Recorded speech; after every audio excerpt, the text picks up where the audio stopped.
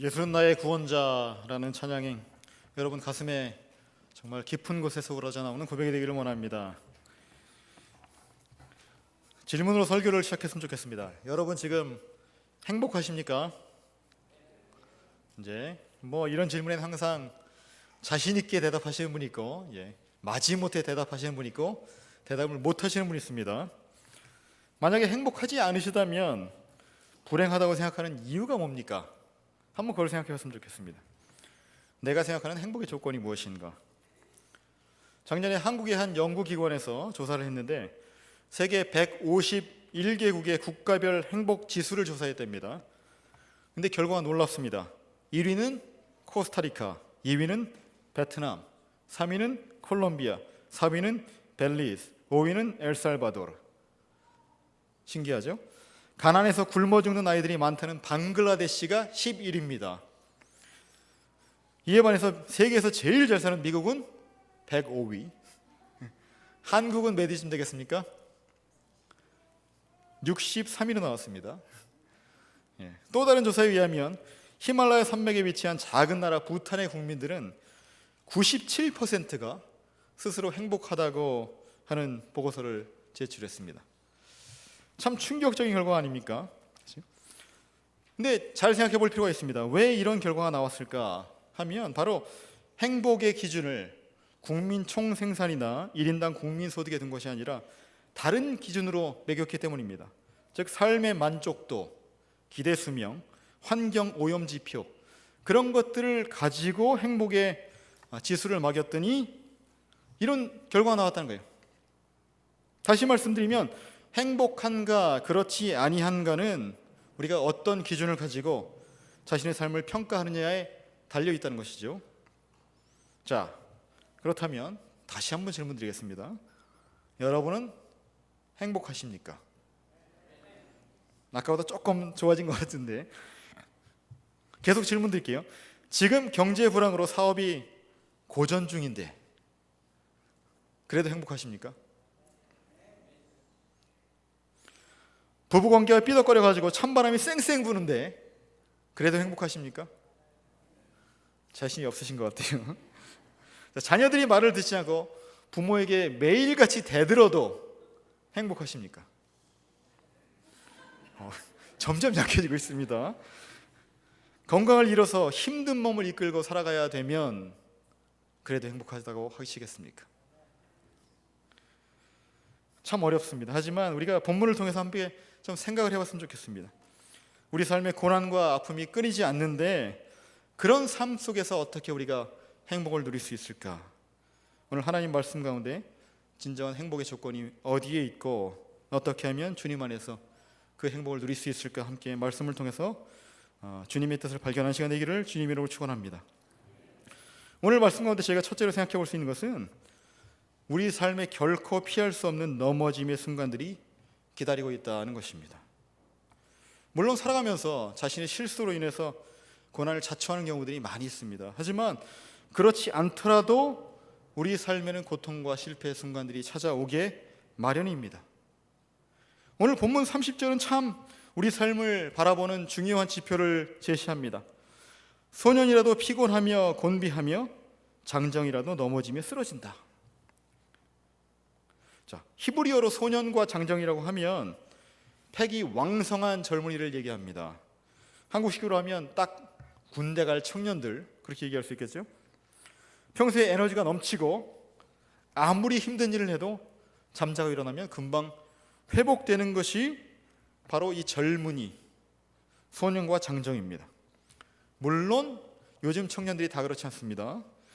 밤새도록 컴퓨터에 앉아서 게임하다가 아침이 되면 힘들어하고 지쳐있는 친구들도 많이 있지만 우리 교회는 그런 청년들이 없습니다 라고 믿고 싶습니다.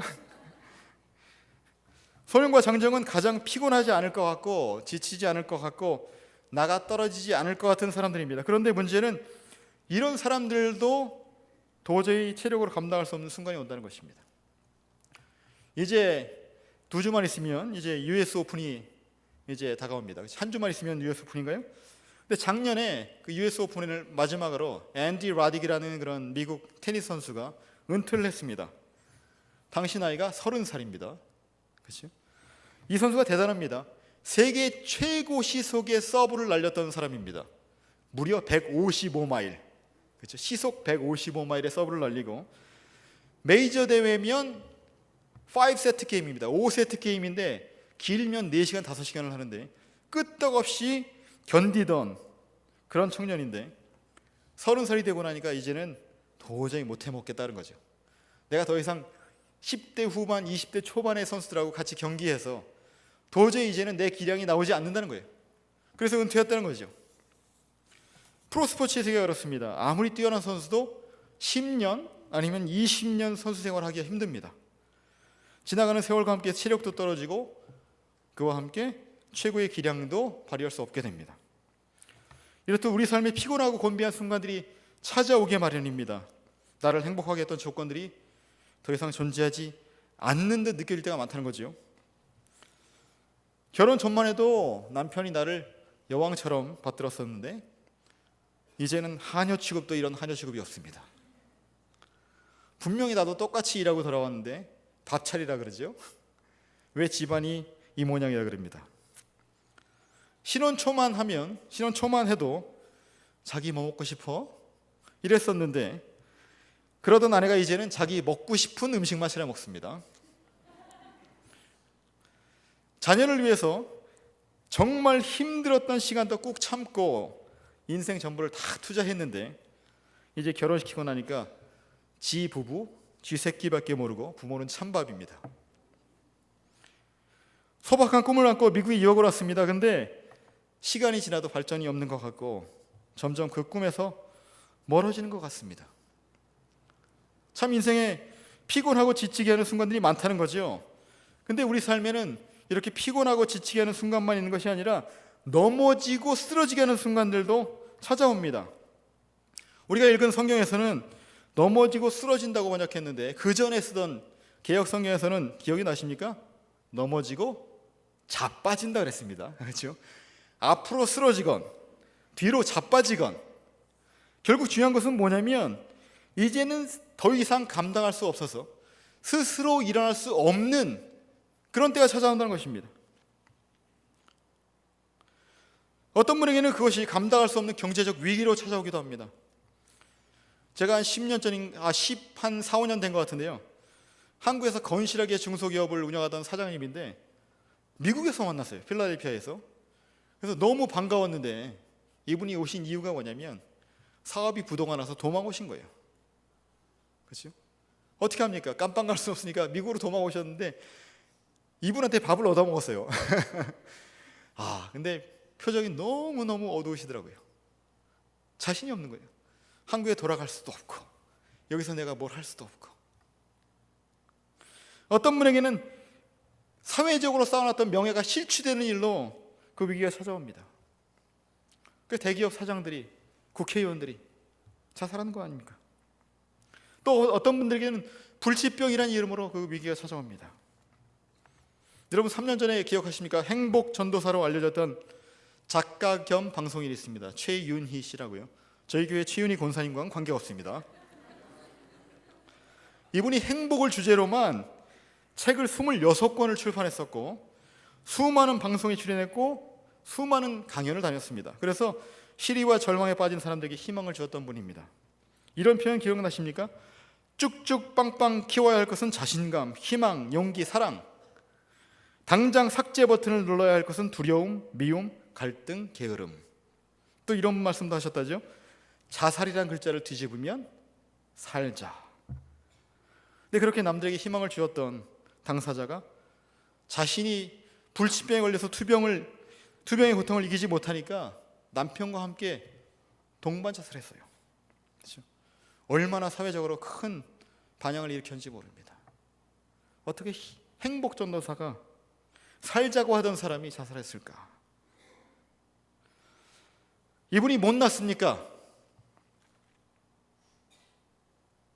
우리가 생각할 건 거예요. 이분이 못나서 자살했을까요? 저는 결코 그렇지 않다고 생각합니다. 저와 여러분 누구에나 인생의 위기가 찾아올 수 있고 그 위기가 너무 커서 차마 감당할 수 없는 순간이 오면 좌절로 삶을 포기할 수 있는 게 인간의 연약함입니다. 한 번은 제 어머니가 그러시더라고요. 내가 살면서 지금까지 딱 두 번 자살을 하려고 했다. 목사님 사모님이고요. 신학교에서 공부하신 분입니다. 근데 2번 자살하려고 하셨대요. 첫 번째는 부모님의 반대하는 결혼을 해서 목사에게 시집을 왔는데 너무 힘들어서 자살하려고 했다는 거예요. 저희 아버지가 당시에 육군 소위였으니까 군목 생활하면서 뭐 봉급을 얼마를 받았겠어요. 근데 그거 가지고 시부모님도 모셔야 되고 시동생들도 다 책임져야 했습니다. 그렇게 힘든데 저희 아버님은 뛰어난 효자셔서 무조건 부모님 핀만 드시고, 그러니까 얼마나 외로우셨겠어요. 그런데다가 힘들면 친정엄마한테 가서 엄마 그랬으면 좋겠는데 워낙 반대하시는 결혼을 하다 보니까 친정에도 가지 못하는 거예요. 창피해서. 그러니까 그 상황을 견디지 못해가지고 저희 3남매를 앞에 놓고 가운데 쥐약을 놨었대요. 이거 먹고 우리 같이 죽자. 두 번째 자살이라고 생각하셨던 게 1997년도 IMF 경제위기가 찾아왔을 때, 그 당시에 저희 아버님은 뭐 시골 교회에서 이제 목회하셨으니까 뭐 저와 제 동생이, 저는 미국에 와 있고 제 막내 동생은 러시아에 유학가 있었습니다.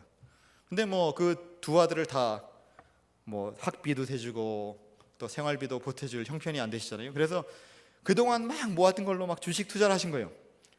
처음에는 하나님께서 정말 막 주식에 복을 주셔서 이게 막 뻥뻥 튀겨진 거예요. 그래서 막 야, 이거 가지고 충분히 애들 유학시키겠다 하셨는데 IMF 위기가 오니까 주식이 완전히 폭락을 해서 원금을 까먹게 되신 거예요.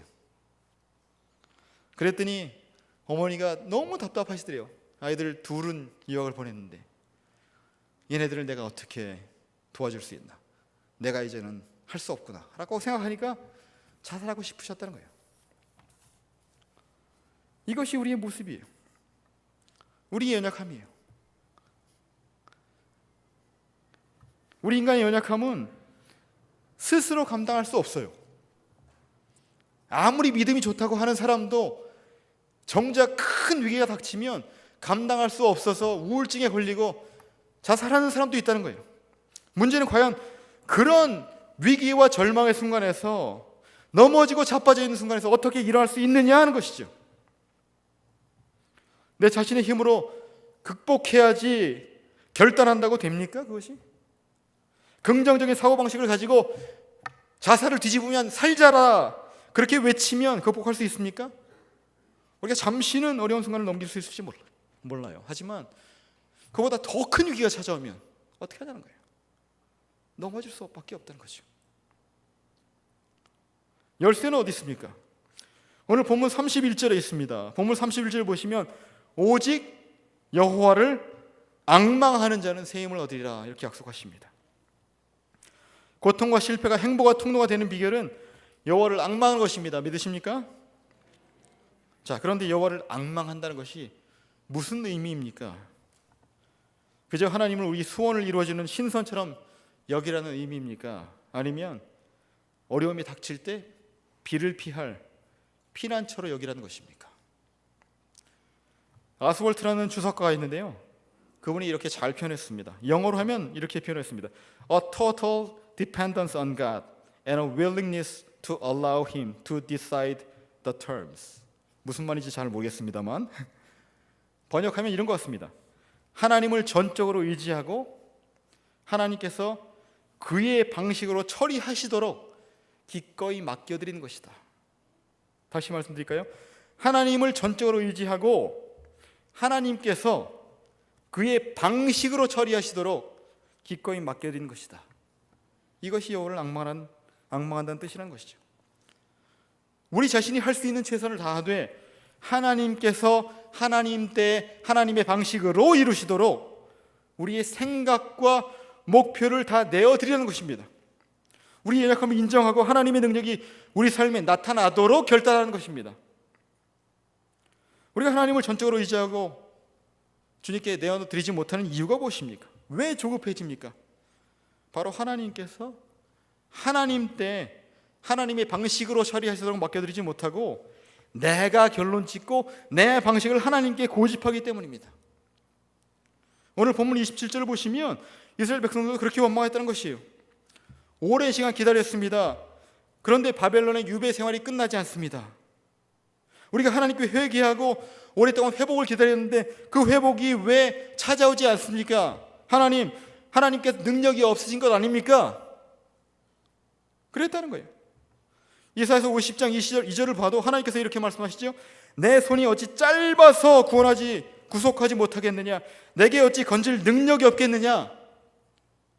무슨 말씀입니까? 이스라엘 백성들이 그렇게 결론 내렸다는 거예요. 이스라엘의 하나님 여호와는 바벨론의 신보다 힘이 없어서 우리를 구원하지 못하신다. 하나님 불신했다는 것입니다. 왜 우리 삶을 하나님께 온전히 내어받게 드리지 못합니까? 왜 하나님께 전적으로 의지하지 못합니까? 바로 우리 상황만 바라보고 그 상황을 계획하시고 섭리하시는 그 능력의 하나님, 창조주 하나님을 잊고 있기 때문입니다. 하나님은 이미 우리 삶의 기적 같은 경험들을 많이 보여주셨어요. 그런데 당장 현실에 사로잡히니까 그 기적 같은 경험들, 우리 삶에 동의하셨던 그 하나님의 은혜가 망각되었다는 것입니다. 풍랑을 만났던 제자들의 모습이 그랬습니다. 분명히 예수님이 같은 배에 타고 계세요. 평안하게 주무시고 계세요. 그런데 파도가 넘실대고 배가 요동하니까 이제 배에 물이 차니까 견디지 못하고 불안에 사로잡히는 거예요. 주님을 원망하죠. 선생님이여, 우리가 죽게 된 것을 돌아보지 않으십니까? 우리의 질문이 그거예요. 우리의 원망이 그거예요. 하나님, 왜 나를 돌아보지 않으십니까? 그 제자들은 예수님을 따라다니면서 직접 두 눈으로 중풍병자, 손 마른 사람, 문둥병자를 고치시는 걸 봤습니다. 죽은 자를 살리시는 모습을 봤는데 그 능력의 주님이 옆에 있는데 당장 내 힘으로 감당할 수 없으니까 원망하는 거예요. 그런데 하나님은 어떤 하나님이십니까? 오늘 성경에 보니까 하나님은 전능하신 창조주 하나님이라고 말씀하십니다. 하나님은 우리 생각을 초월하시는 지혜자시고 우주를 운행하시는 섭리자라고 말씀하십니다. 이 18절을 보시면 이렇게 소개합니다. 그분은 영원하신 하나님 여호와다. 시간적으로 무한하시다는 거죠. 그는 땅 끝까지 창조하신 분이다. 그는 창조자신데 공간적으로도 무한하시다는 거예요. 그는 피곤하거나 곤비치 않으신다. 잠시도 우리에게 눈을 떼지 않으시는, 우리에게 관심을 갖고 계시는 하나님이라는 거예요. 그의 명철은 도저히 헤아릴 수 없다. 우리가 하나님의 생각과 계획을 잴 수 없다는 거예요. 어떤 수식어로도 하나님을 표현할 수 없을 것만큼 우리의 생각과 초월하시고 우리 삶의 가장 좋은 계획으로 함께 하시는데 그것을 우리 생각으로 재려고 하지 말고 우리의 사고에 가두지 말라는 거예요.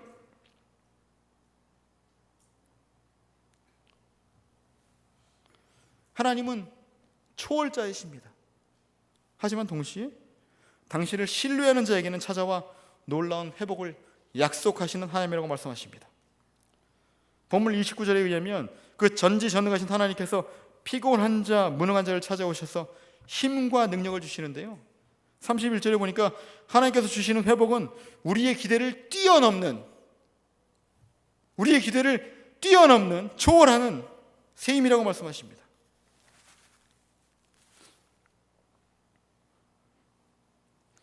저는 설교를 준비하면서 갑작스럽게 싸이의 강남 스타일이 생각났습니다. 정말 세계적으로 선풍적인 인기를 끌었습니다. 얼마나 인기를 끌었으면 한 번은 제가 선배 목사님과 이렇게 야외에서 테니스를 치고 있었는데 동네 흑인 아이가 옆에 와서 코트 밖에서 이렇게 강남 스타일 춤을 추면서 강남 스타일 저희를 보면서 그런 거예요. 알아보는 거죠. 그러면서 물어보는 말이 Are you Chinese? 왜 강남 스타일이 뛰어났냐면, 생각이 났냐면, 그 강남 스타일 가사에 이런 부분이 있어요. 뛰는 놈, 그 위에 나는 놈. 베이비 베이비, 나는 뭘 좀 아는 놈. 다 따라 하시네요. 그 정도는 다 아시죠? 자, 보세요. 오늘 성경 말씀은 상당히 비슷한 것 같아요. 너는 알지 못하였느냐? 그렇죠? 뭘 알아야 돼요? 넌 뛰는 놈이다. 주 안에서 뛰는 놈이라는 거예요. 하나님께서 주시는 회복은 이 땅에서 아무리 걷고 뛰어도 지치지 않는 무한 에너지 같다는 거예요. 요즘에 잘 팔리는 5-hour 에너지 있죠. 5-hour 에너지 마시면 당장에 반짝합니다. 근데 5시간이 지나면 팍 꼬꾸라지죠. 5-hour 에너지 뭐 싫어하는 분도 있죠. 레드불 마시는 분도 있고 몬스터를 좋아하는 분도 있습니다. 뭐를 마셔도 마찬가지예요. 일시적이에요. 마시면 그때뿐이에요. 시간이 지나면 컬랩스하는 거예요. 근데 주님께서 주시는 힘은 결코 지치지 아니하고 지속되는 힘이라는 거예요. 자, 강남 스타일의 두 번째 교훈, 그 위에 나는 놈. 하나님께서 주시는 회복이 참 리얼하게 표현되어 있는데 독수리 비교되어 있어요. 독수리. 그냥 나는 놈이 아니에요. 참새가 아닙니다. 독수리예요. 독수리. 한번 상상해 보세요. 참새는 날아가려면 어떻게 날아갑니까? 이렇게 날아가죠. 수백 번 날개짓을 해야지 이렇게 올라가는 거예요. 독수리는 어떻습니까? 한번 팍 바람을 타면 창공을 쫙 올라가는 거예요. 성경을 그냥 보지 마세요. 그냥 나는 놈이 아니에요. 독수리예요. 독수리. 독수리. 우리는 그래요. 우리는 바닥에서 막 기고 힘들어서 막 넘어졌을 때 참새 보면서 아이고 부럽다. 나도 저렇게 날았으면. 근데 하나님께서 저에게 계획하신 것은 독수리가 날개치며 날아감 같을 것 같은 거예요. 그게 하나님의 계획입니다. 지금은 그래요. 지금은 참새를 부러워할 처지일지 모르지만 하나님께서 우리에게 품으신 계획은 놀라운, 세상 사람들과 비교할 수 없는 영광스러운 계획이 있다는 것입니다. 믿으십니까? 말씀을 맺습니다.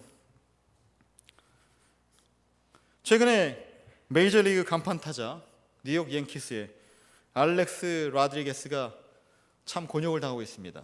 뭐 스포츠를 좋아하시는 분은 다 아시죠? 1994년 메이저리그에 입성한 이후에 무려 647개 홈런을 쳤습니다. 조금만 있으면 베리 본즈의 기록을 깨고 홈런 킹이 될 거다라고 예상되는 강타자입니다. 2007년 12월 뉴욕 양키스하고 10년 계약을 맺었습니다. 10년 계약. 연봉이 얼마인지 아십니까? 2억 5,200만 달러. 10년 계약. 그러니까 2,520만 불이겠죠. 1년 평균으로 하면. 정말 세계를 깜짝 놀라게 하는 대박을 터뜨린 선수죠. 그런데 2009년에 스테로이드 복용이 한번 발각이 나서 망신을 당한 적이 있습니다. 그런데 올해 또다시 금지 약물 복용이 적발된 거예요. 그래서 211경기, 1년하고 한 3분의 1 정도 되는 경기 출장 정지를 받았습니다. 근데 거기에 불복을 하고 뭐 변호사를 대리해서 이제 변호사를 통해서 소송을 제기한 거죠. 나는 무죄다. 물론 소송을 제기해서 지금 경기를 뛰고 있지만 이미 팬들에게 외면을 당하고 언론의 조롱거리가 된 것이 사실입니다. 운동선수들이 슬럼프가 찾아오면 어떻게 해결해야 되나? 이것을 어떻게 벗어날까? 그것이 고민입니다. 그래서 쉽게 스테로이드에, 금지 약물에 손을 대게 되는 거죠. 이렇게 운동선수들에게 슬럼프가 찾아오듯이 우리 삶에도 고통과 좌절의 순간이 찾아옵니다.